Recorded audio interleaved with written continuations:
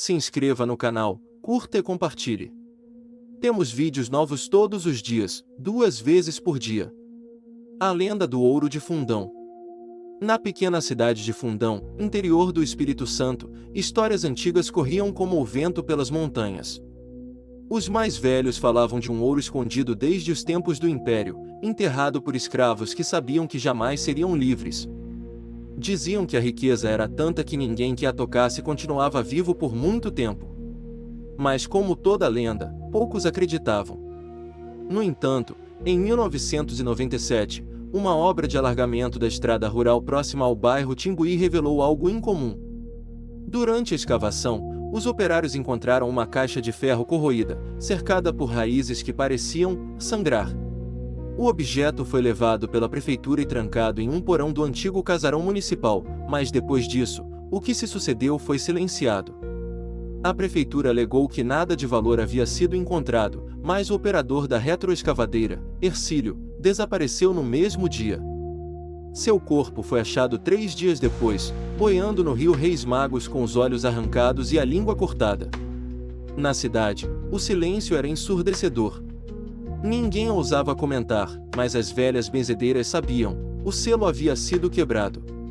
Dona Severina, uma mulher de 90 anos, murmurava para quem quisesse ouvir que eles tinham voltado. Quando perguntavam quem eram eles, ela só dizia: os guardiões. Segundo ela, o ouro era amaldiçoado, guardado por entidades negras que se alimentavam da cobiça dos homens. Naquela mesma semana, outros 3 funcionários da obra foram internados em estado de choque. Todos balbuciavam coisas sem sentido, mencionando um homem sem sombra que os vigiava das matas. Um deles arrancou as próprias unhas tentando escalar as paredes do hospital. Foi então que um historiador da UFES, interessado no mistério, chegou à cidade. Chamava-se Álvaro Sanches, especialista em arqueologia colonial. Ele começou a investigar discretamente, entrevistando moradores e coletando dados esquecidos nos arquivos da paróquia. Mas quanto mais descobria, mais estranho tudo ficava. Álvaro encontrou registros de um escravo chamado Cafumbi, que teria liderado uma rebelião em 1823. Antes de ser capturado, ele amaldiçoou o ouro escondido por seu povo, dizendo que ninguém o usaria sem pagar com a alma. O historiador percebeu tarde demais que essa não era só uma metáfora. Álvaro decidiu visitar o local onde o ouro fora encontrado. Levou apenas um gravador e uma lanterna, ignorando os alertas da população local. Ao chegar, encontrou a área cercada por mato fechado, como se a natureza tentasse apagar qualquer vestígio humano. No centro do antigo canteiro, havia um buraco raso coberto por folhas. Algo chamava de dentro. Assim que acendeu a lanterna e desceu alguns passos, ouviu um sussurro, como se dezenas de vozes falassem juntas, numa língua impossível de entender. O gravador falhou. Sua luz piscou. E do escuro, 2 mãos negras como carvão surgiram, agarrando seu tornozelo. Ele gritou, se soltou e correu sem olhar para trás. Ao voltar para a pousada, Álvaro notou que havia deixado de ter reflexo no espelho. Sua imagem sumira. Por mais que se olhasse, o vidro refletia apenas o quarto vazio. Desesperado, tentou gravar seu próprio rosto com o celular, mas o vídeo mostrava apenas sombras dançando em volta de sua cabeça. No dia seguinte, uma nuvem escura pairou sobre a cidade. Animais começaram a fugir das matas, como se algo maior estivesse prestes a emergir. Cães latiam para o nada, e algumas casas exalavam cheiro de enxofre. As igrejas permaneceram trancadas, os sinos silenciados por cordas molhadas de água benta. Dona Severina apareceu morta na frente da capela de Santa Luzia, com símbolos queimados no peito e olhos voltados para o céu. Ao lado do corpo, alguém, ou alguma coisa, escreveu na parede com sangue: a cova não deveria ter sido aberta. Álvaro tentava fugir da cidade, mas os pneus de seu carro estavam derretidos, como se expostos ao fogo. A recepcionista da pousada não falava mais, apenas olhava fixamente para ele com os olhos virados. Ele entendeu que algo seguia, e que aquilo não era deste mundo. Naquela noite, a cidade ficou sem energia. Do alto da serra, via-se uma luz avermelhada pulsando do local da escavação. Muitos ouviram o som de correntes sendo arrastadas e gritos abafados vindos da terra. Mas ninguém ousou sair. Sem outra saída, Álvaro se escondeu nos porões da biblioteca municipal, onde encontrou um livro antigo encapado com couro humano. Chamava-se o Livro das Promessas Quebradas. Nele, estavam registrados pactos feitos por senhores de engenho com entidades das matas para esconder o ouro roubado das coroas europeias. O livro dizia que, para proteger o tesouro, foram convocados espíritos de escravos martirizados, selados em correntes e presos entre os mundos. Eles deveriam vigiar o ouro até o último descendente dos traidores morrer, mas alguém quebrou o pacto ao abrir a cova. Álvaro começou a ter visões. Sonhava com cavernas cheias de ossos, gritos de crianças e correntes se movendo sozinhas. Viu o rosto de Cafumbi, seu corpo queimando eternamente sob a terra. Eles nos mataram, agora somos o que assombra, dizia o espírito. Na tentativa de desfazer o mal, Álvaro procurou o antigo padre da cidade, um missionário quase centenário que vivia recluso em uma chácara. O velho homem lhe revelou um segredo: o ouro ainda estava lá, mas carregava o sangue de gerações de escravizados. Desenterrá-lo era libertar a maldição.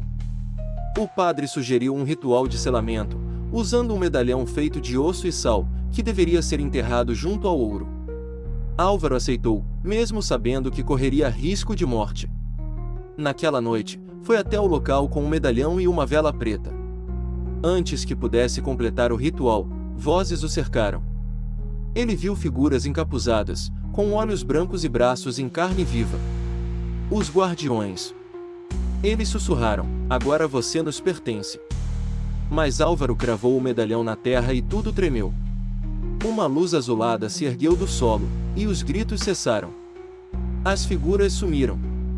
Mas ele desmaiou ali mesmo, sendo encontrado 3 dias depois, nu e com os cabelos brancos como os de um velho de 90 anos. Após o episódio, Álvaro foi internado num sanatório em Cariacica. Dizia frases desconexas, repetia palavras antigas em dialetos esquecidos. Médicos afirmaram que ele sofria de psicose pós-traumática, mas os enfermeiros diziam que ele levitava durante a noite. Fundão, por sua vez, parecia em paz. Mas a paz era falsa. Todas as crianças nascidas nos meses seguintes tinham os olhos completamente negros até os 6 meses de idade. Alguns animais nas fazendas começaram a nascer com deformações, 2 corações, garras ou sem sombra ao sol. A prefeitura demoliu o casarão onde a caixa de ferro havia sido guardada. No local, foi erguido um supermercado. Mas funcionários diziam ouvir correntes arrastando à noite, e produtos caiam sozinhos das prateleiras. Um deles viu uma figura encapuzada no espelho do banheiro, e nunca mais voltou ao trabalho. No centro da cidade, a cruz da capela rachou ao meio sem que ninguém a tocasse. Foi nesse momento que os mais velhos entenderam: o selo nunca foi restaurado. Apenas adormecido. Dona Carmelita, uma rezadeira cega, alertou: o ouro ainda canta, e quem ouve, nunca mais dorme em paz. Ela dizia que o canto vinha das raízes da serra, onde os ossos ainda gemiam debaixo da terra úmida. Grupos esotéricos passaram a visitar a cidade, atraídos pela lenda. Mas nenhum voltou 2 vezes. Um deles desapareceu por completo, e a polícia achou apenas a câmera, com a última gravação mostrando uma mão preta surgindo do chão. O ouro seguia intocado. Ninguém ousava cavar. Mas todos sabiam: ele ainda estava ali, esperando o próximo tolo. Anos se passaram. Em 2025, um jovem youtuber de exploração urbana chegou à cidade, buscando caçar lendas capixabas. Seu nome era Diego Moraes. Ignorando os alertas dos moradores, foi direto ao antigo terreno da obra. Durante a live, Diego encontrou uma abertura na mata e desceu com seu drone, que perdeu o sinal assim que captou uma imagem borrada de um rosto sem olhos. Ele decidiu ir pessoalmente, transmitindo tudo ao vivo. A câmera tremeu, o sinal cortou. Quando voltou, só se ouvia um som grave e repetitivo: Diego. Diego. Diego. A live foi deletada misteriosamente.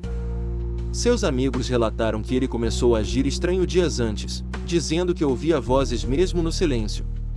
A família nunca mais o viu. Apenas sua mochila foi achada, cheia de terra úmida e uma moeda de ouro colonial. A história se espalhou como um incêndio. Fundão virou assunto de fóruns de terror. Mas os mais antigos já tinham parado de falar. O silêncio era a única proteção que restava. Só quem escutou o chamado entendia que o ouro tinha sede, e chamava pelo nome. Na calada da noite, alguns moradores ainda sonham com correntes e cantos longínquos. Outros juram que veem uma sombra observando da serra. Mas todos sabem, o ouro de Fundão nunca deixou de existir. Ele apenas espera. Se você sente que essa história merece continuar sendo contada, considere nos apoiar no Apoia-se. Com sua ajuda, podemos trazer mais histórias sombrias como esta à tona, explorando os mistérios que assombram nossa imaginação. https://apoia.se/aleatoriode. Faça parte do nosso grupo secreto do Telegram, faça sua carteirinha de fã enviando um e-mail com o nome completo e foto para o e-mail aleatoriodoriginal@gmail.com.